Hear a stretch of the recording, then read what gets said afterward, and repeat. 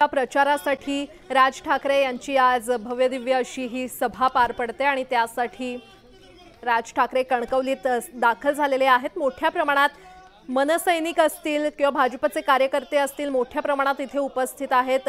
राज ठाकरे यांचं जोरदार स्वागत कार्यकर्त्यांकडून करण्यात आलेलं आहे। राज ठाकरे यांची आज तोफ धडाडणार आहे, कारण नारायण राणे यांच्या प्रचारासाठी कणकवलीमध्ये राज ठाकरे यांची जाहीर सभा पार पडणार आहे। आणि या संदर्भात अधिक माहिती देत आहेत आमचे प्रतिनिधी तुषार उपनवर आपल्यासोबत जोडले गेलेले आहेत।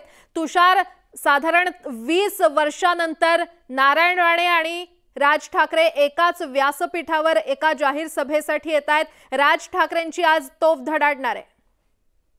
आपण जर पाहिलं असेल तर मनसे अध्यक्ष राज ठाकरे त्यांच्या मित्रासाठी या ठिकाणी आता कणकवलीमध्ये प्रचार सभा घेताना पाहायला मिळतात। नारायण राणे आणि राज ठाकरे यांची मैत्री आपल्याला शिवसेनेत असल्यापासून सर्वश्रुत आहे, मात्र महायुतीला बिनशर्त पाठिंबा दिल्यानंतर मनसे अध्यक्ष राज ठाकरे आपल्याला पहिल्यांदाच कोकणामध्ये जवळपास 20 वर्षांनंतर आपल्याला पहिल्यांदा सभा घेताना पाहायला मिळतात। काल ज्या मैदानावरती उद्धव ठाकरेंनी सभा घेतली, आज तेच मैदान राज ठाकरे गाजवताना पाहायला मिळणार आहे। मात्र ज्या मैदानावरून उद्धव ठाकरेंनी गाडण्याची भाषा केली होती त्या उद्धव ठाकरेंना नेमकं राज ठाकरे कसं उत्तर देणार याकडे सर्वांचं लक्ष लागलेलं आहे। एकीकडे अमित शहा यांनी नारायण राणेंसाठी सभा घेतली, तर आता राज ठाकरे पुन्हा नारायण राणेंसाठी सभा घेताना पाहायला मिळत आहेत। रत्नागिरी सिंधुदुर्ग मतदारसंघासाठी या ठिकाणी मतदान 7 तारखेला होत आहेत। शेवटचे 3 दिवस आहेत।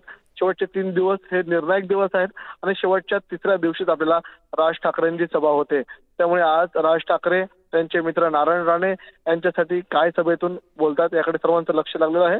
सकाळी न्यूज 18 लोकमतशी संवाद साधत असताना नारायण राणेंनी काही वक्तव्य केली। राज ठाकरे असतील किंवा स्वतः मी असेल, आम्हाला दोघांनाही शिवसेनेमध्ये त्रास झाला होता, या संदर्भातली वाच्यता स्वतः राज ठाकरे आजच्या सभेमध्ये निश्चितच। त्यामुळे आता राज ठाकरे नेमकं आपल्या भाषणातून काय बोलतात याकडे सगळ्यांचं लक्ष लागलेलं आहे। तुषार, धन्यवाद या सविस्तर माहितीसाठी।